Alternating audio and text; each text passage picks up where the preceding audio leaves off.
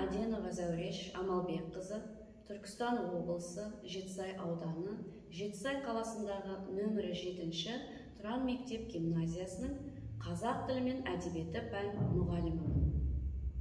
Жалпы 11 жылдық жұмыс өтілі барысында менің оққаным, түсінгенім, жалпы өмірлік қағидам, өмір үздіксіз қозғалысты талап етеді. Жаңартылған білім мазмұны бағдарламасы бойынша функционалдық сауаттылыққа үлкен мән берілген. Қазақ тілі сабақтарында оқушыларды оқу сауаттылығына баулу мақсатында өткізген Білімлет сайтынан ресурстарын қолдана отырып өткізген сабағымды сіздерге ұсынғым келіп отыр.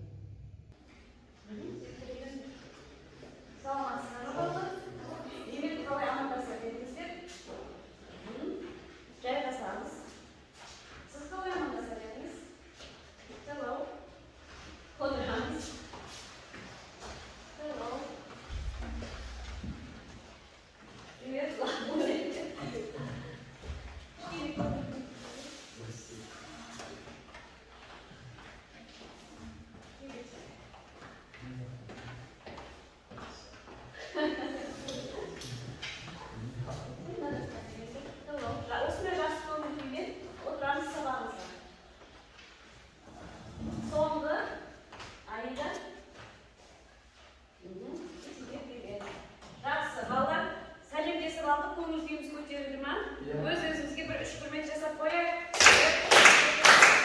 Бүгін сіздерменен қазақ тілі сабағын бастаймыз. Кітап дәптерлерімізді шығарайық. Бүгінгі тақырыбымыз табиғатқа саяхат деп аталады. Бірінші тыңдалым мәтінін мұқият тыңдап алайық. Әлима, аудармашы. Қазақстан табиғаты әсем өте бай өлке.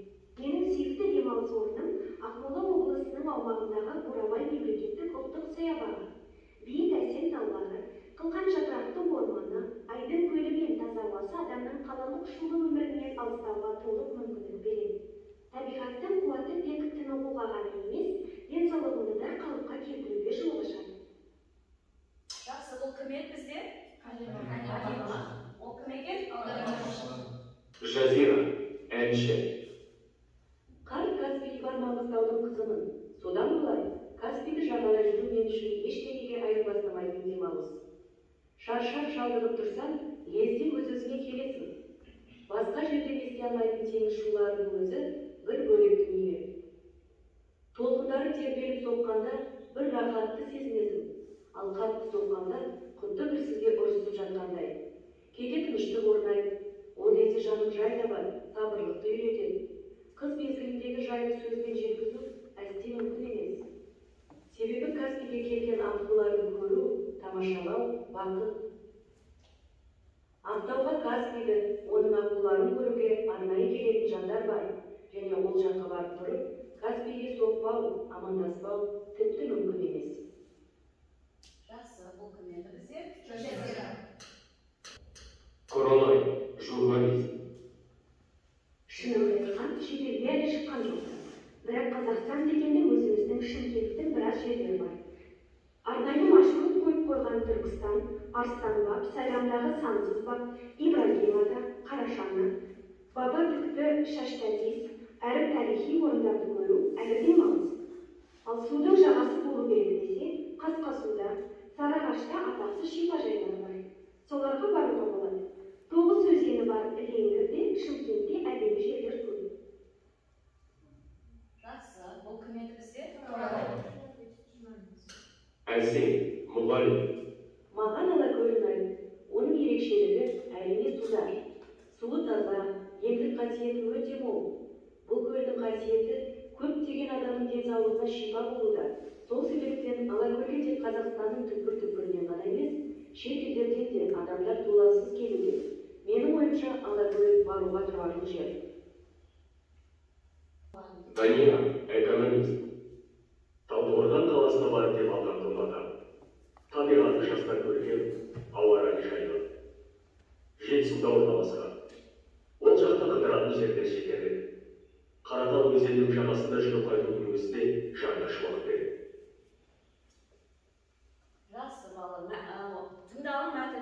tındadık ya. Endi biz Kazakistan'ın keremет tabiatına sayahat жасадық деп ойлаймын. Әрбір өмірге ya бұрын білетініміз бар, білмейтініміз бар, жақсылап таныстық деп ойлаймын. Енді тапсырманы орындауға дайынбыз ба? Иә. Жақсы. Kesteni doldurunuz. Мына кестені толтыру үшін ойланамыз, жаңа тыңдалым мәтінін еске түсіреміз. Кестені толтырамыз. Есімі, мамандығы, қай жерде ұнатады, неге ұнатады. Дайын оқушы шығып, мына мен істейміз, мына болмайды. Түсінікті ғой, мына жерде келіп жауап берсек болады. Дайынбыз ба?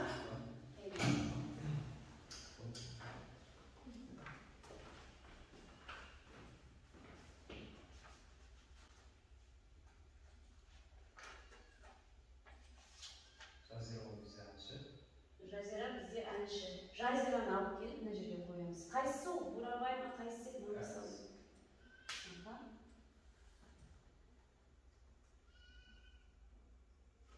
Қайсысы?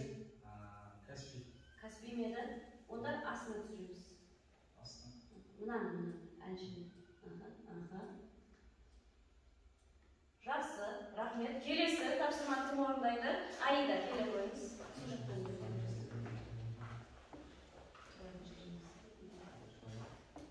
Кімді таңдаймыз?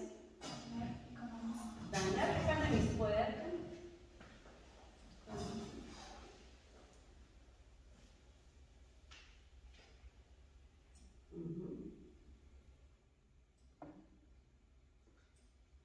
Жақсы, рахмет. Келесі тапсырманы Зарина келе ғой.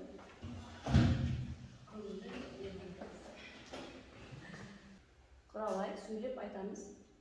Құралай аудармашы. Жақсы. Келесі, кім шығады? Келе ғой, Ахмаджан.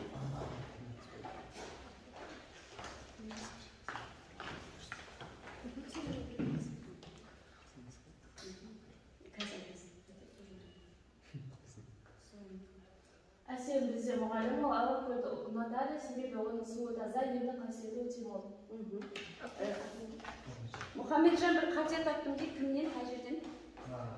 Құралай аудармашы деген. Құралай ол бізде журналист, Алина ол бізде Аудармашы. Келісеміз ба? Онда келіп ауыстырамыз.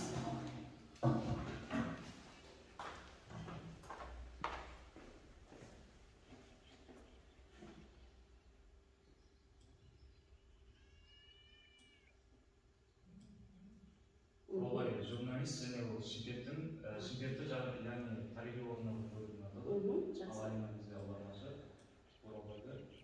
Жақсы, рахмет. Осы дұрыс нұсқама бәріміз келісеміз ба? Тексеруге жібере берейін ба? Сенімдіміз ба? Иә.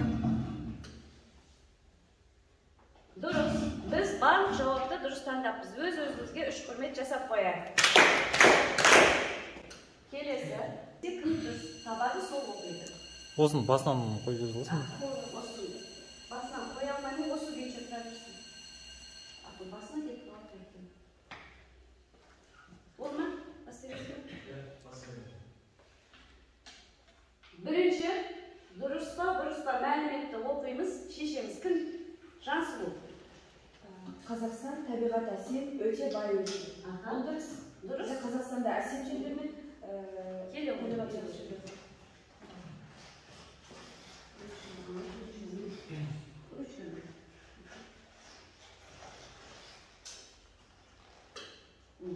Келесі мәтінді кім оқиды? Келесі мәтінді кім оқиды? Кім? Келе. Маңғыстауда Бурабай мемлекеттік облыс саябағы бар. Дұрыс па? Себебі Маңғыстау бізде батыста болмаса. Келесі мәліметті кім табады? Осы қателер сөзінен қорықпаймыз. Керісінше есімізде қалды. Жазира Ақтауға Каспийді, оның аққуларын көруге баратын беді. Иә, дұрыс. Кел, Дидар. Сазар.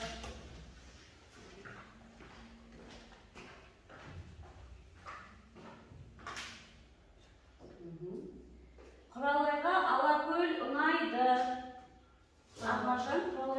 ойламайды, Алакөлді бізге әсем сипаттап берген болатын. Көрейік, белгілеп. Данияр Қаратау өзенінің жағасында қыдырады. Дұрыс. Кім айтады? Ақнұр. Дұрыс па? Дұрыс. Белгілейміз. Соңғы әсем Сарыағаш шипажайына барып демалады. Ақжелек. Білмедім. Қалай тыңдап мәтінді? Көмектессек. Дұрыс па? Дұрыс деп ойлайды екен көбісі. Жақсы, олай болса тексеруге жібереміз.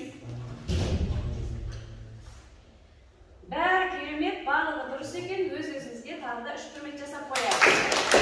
Оқылым мәтіні. Бір оқушы тұрып оқу керек. Ерасылдан бастайық. Bir sözüm olmadı.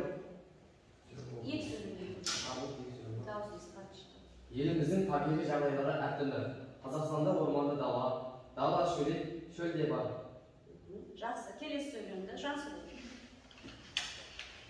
Табиғи жағдайы әртүрлі болып келетін аймағы да бар. Республика жерінің үлкендігі соншалық, оның оңтүстік батысы мен шығысындағы табиғат бір-біріне ұқсамайды. Келесі. Нұрбұлқан. Қазақстан жерінің бедері әртүрлі 58% шөл және шөлейттен тұрады. 10% таулы алқаптардан. Республиканың солтүстігінде айдалы мен орманды дала басым. Елдің 23% жер жыртуға, 70% мал бағуға бейімделген. Керемет. Ақжелек. Қазақстанның ең өлкесі Маңғышлақ түбегінде Қарақия ойысы, ол дүниежүзілік мұхитынан 130 метр төмен орналасқан. Ең биік нүктесі 7010 метрден асқан қантардың ұшынан. Жақсы, келесі. Мұхамеджан. Қазақстан климаты өткір континенталды. Оның себебі жер мұхит жағалауларынан өте алшақ орналасып, батыс пен солтүстік жерлеріне ашық жинақтандырған. Ақмаржан. Қысы қатар, солтүстігінде ұзақ созылған, оңтүстігінде жұмсақ. Жазы құрғақ, солтүстігінде жылы, орталығында өте жылы, оңтүстігінде ыстық болып сипатталады. Керемет. Айна. Қазақстан кеңістігінің басым бөлігінде қатты жел соғады, кей аймақтарда жел жылдамдығы 40 секундқа дейін жетеді. Еуразия континентінің орталығында орналасқан Қазақстан әрдайым сауда, көркем және ғылыми зерттеу қатынастарының ортасында болады. Көптеген саяхатшылар Қазақстан жерін жан-жақтан кезіп өткеріп сипаттауларымен әлемдік география ғылыми толықтырды. Екі бетте тұратын мәтін екен, иә? Мәтін түсінікті ма? Тапсырма орындауға дайынсыз ба? Сөздіктен жұмыс. Бұл сөздікті дәптерімізге жазып аламыз. Сәйкестендіру балалар. Табиғат дегеніміз не, шөл дегеніміз не? Келіп, сәйкестендірсек болады. Бейсек шығады ғой, шығады да, етіп белгілейміз. Кім шығады? Бәрін қоймаймыз, қателессек те, қайтқыстай саламыз. Бірақ көру керек.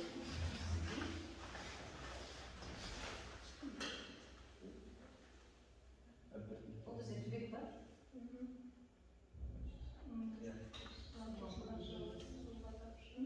Су алқаптың жиегемізде бірінші ма?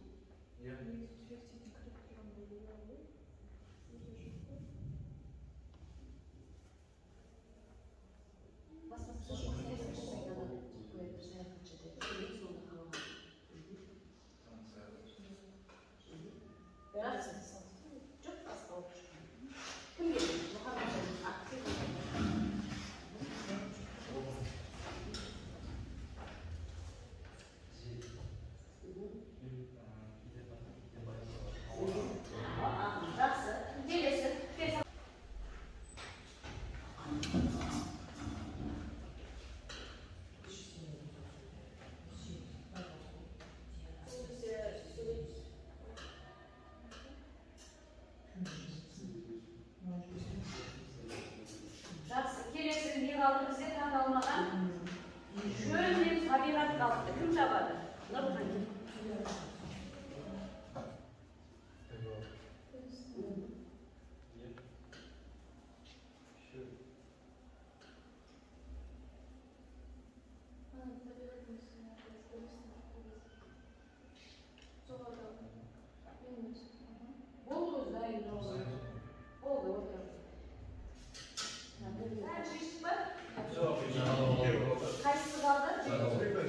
Жағалау. Түбекпен жағалауды кім табады? Келе ғой.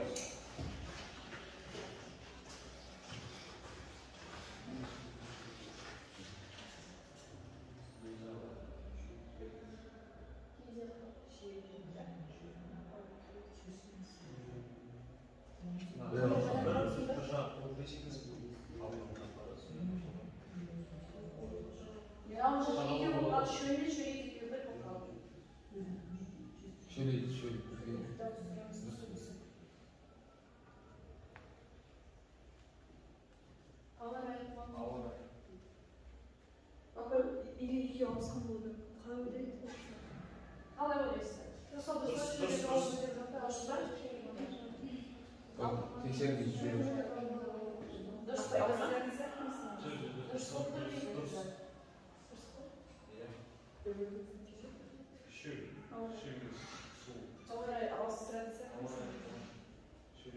Себебі шөлде мүлде қуаң болады да, өсімдік өспейді. Ал шөлдетте жауын шашын аз жауады, суға тап жатады. Тексеру жүргізу. Екеуінде де негізі жауын шашын аз жатады. Жаңа тыңдалым мәтінін, оқылым мәтінін дұрыс оқу деген. Ал тексереміз бе?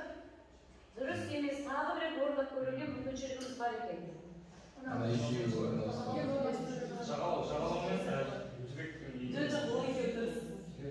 Су алқаптың жиегі жағалау дұрыс. Екеуін ауыстырасыз. Онда солай деп Мынаны көреміз ба? Дұрыс. Есте сақтаймыз, иә? Оқылым мәтін, біз тыңдалым мәтін жақсы шешіліп, оқылым мәтінде кішкене кемшіліктер болды. Толықтырамыз. Немен, мешкамен істейміз керек. Кім? Келу, Ақмажан.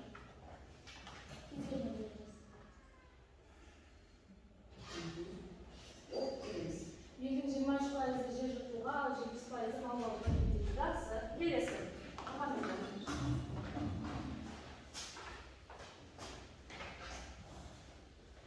Қазақстан оңтүстік батысы шығысында табиғат бір-біріне ұқсамайды.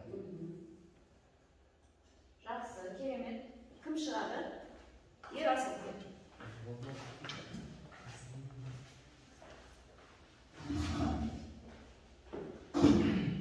Қазақстан жерінің 8% шөл мен шөлейттен тұрады. Келесі, екеу қалды. Кел жауыз, Зарина.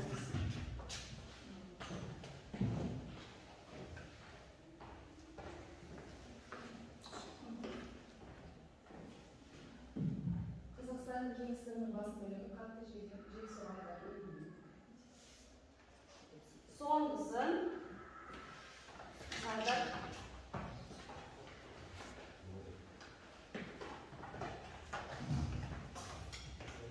Қазақстанның жазы құрғақ, солтүстігінде жылы, орталығында өте жылы, оңтүстігінде ыстық болып сипатталады.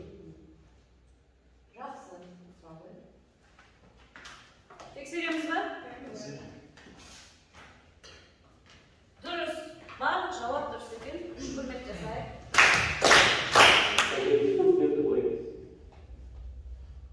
Аңшылық туризміне қарап.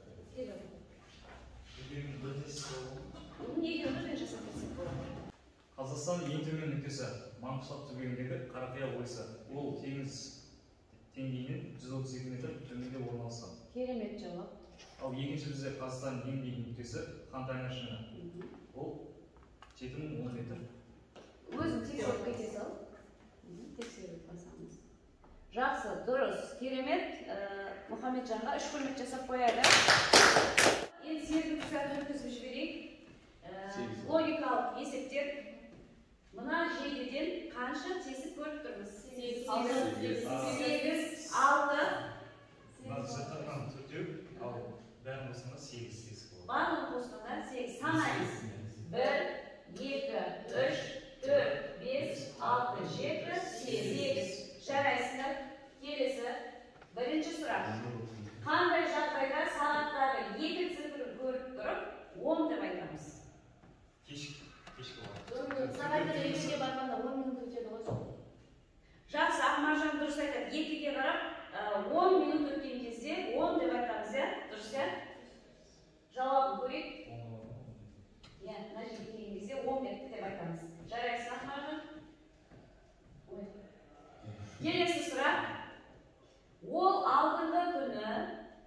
17 жаста болды. Ал келесі жылы 20 жаста болады. Бұл қалай? 18-19 қайда кетті? Ойланамыз кішкене. Алдыңғы күні 17 жаста еді, келесі жылы 20 жаста болады. Ойланамыз.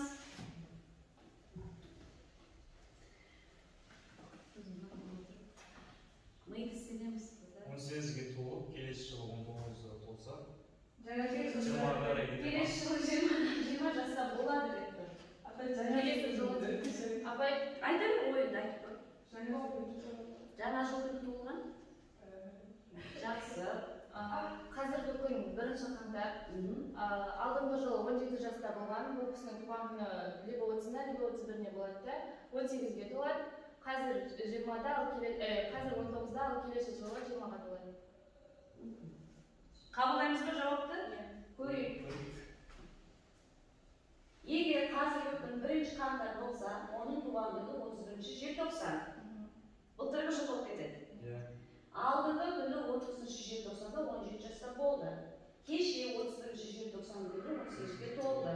Осы жылы 19 жаста келеді, келесі жылы 20 жаста болады. Ақмаржан жауап кішкене жақындай кеткен, жақсы. Ал енді балалар, білімлер сайтындағы iTest ресурсына кіріп, 46-шы мәтінге смартфондарымызбен кіреміз. Тапсырманы орындаймыз. Бірінші оқылым мәтінмен танысып аламыз, оқимыз, содан кейін тестті шешеміз.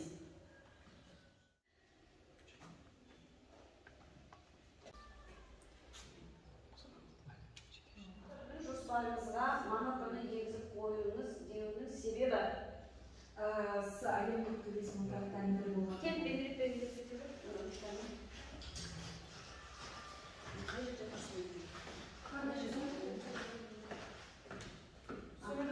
Анау кішігірім аралдық не ғой? Жақсы. Келесі сұрақта. Ақжайын.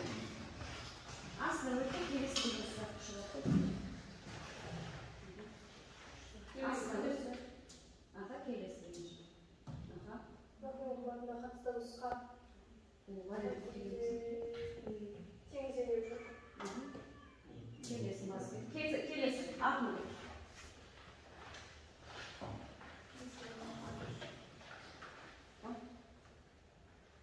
Келесі басты. Тесті аяқтау. Енді жауап беремін. Кел айында.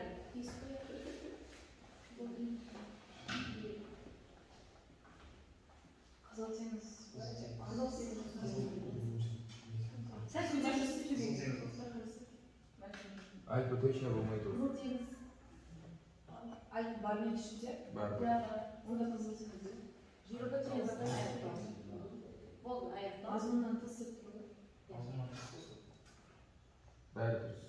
100%. Жақсы. Ал балалар, келесі тапсырманы орындайық. Біздің функционалдық сауаттылығымызды қалыптастыру үшін қазір мына жерден аяқ астынан сөздер шығады. Бір әңгіме құрастырып кетуіміз керек, бірімізден соң біріміз. Басты бірінші сөйлеуін мен бастайын. Қаламызға көктем ерте келді. Мұхамеджан. Көктемде жауын-шашын мол болды. Ақмаржан. Жауын-шашын мол болмағандықтан көп жақсы өсті де қоймауына септігіп жақсырақ тиді. Керемет.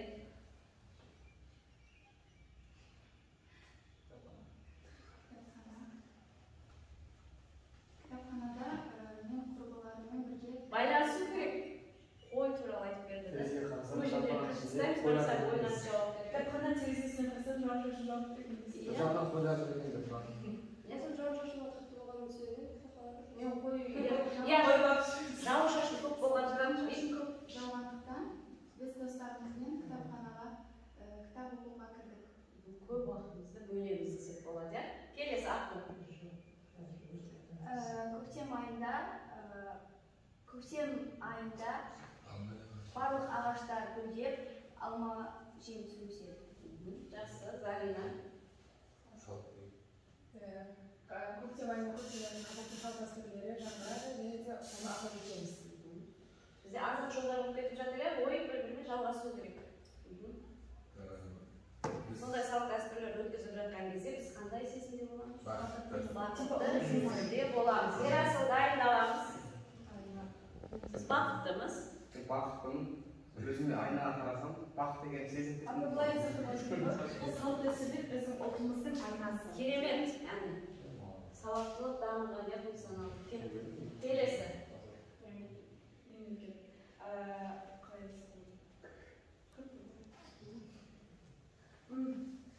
Өзінің салт дәстүрлерін білмейтін, ұлттық құндылықтарын сақтай алмайтын мемлекет жоқ.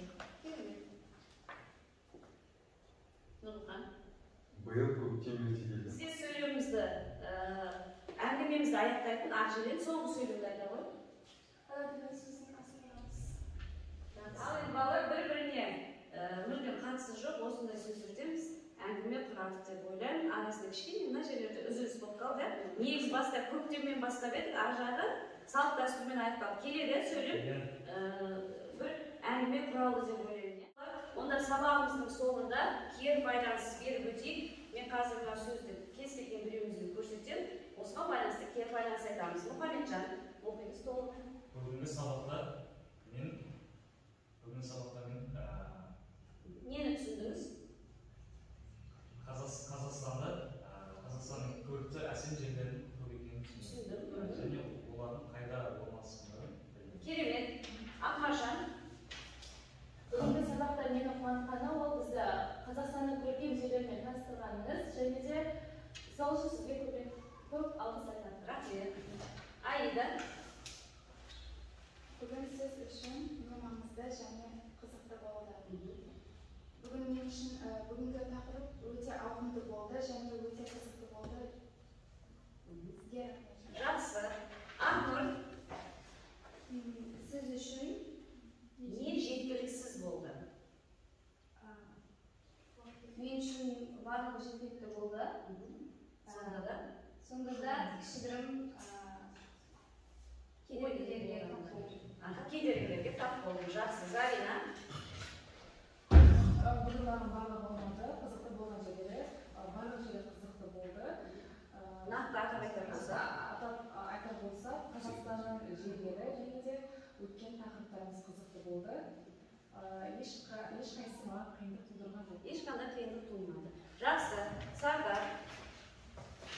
Сабақтан соң маған қандай ой келді? Саяхатшы боламын деген ой келді. Керемет, иә? Ерасыл. Менің түсінгенім өткен тақырыптардан түсіндім. Жақсы бол. Маған ерекше ұнаған сәт біздің бір-біріне ұқсамайтын сөздерден бір-біріне ұқсамайтын сөйлемдер құрастырған. Жақсы, керемет. Нұрлыхан.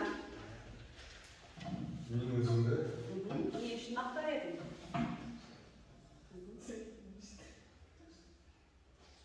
Сабырлы болып отыра тұра сабаққа қатысып отырғаныңыз, иә? Сабақтарға жауап бердіңіз. Жақсы. Ақжелен. Қазақстан табиғатының жақсы дамығандығын түсіндім. Және олардың қажеті болсам еді. Жақсы. Ал балалар, сіздерменен осындай сабақ өткеніне өте қуаныштымын. Сіздерге көп рахмет. Келесі кездескенше сау болыңыздар.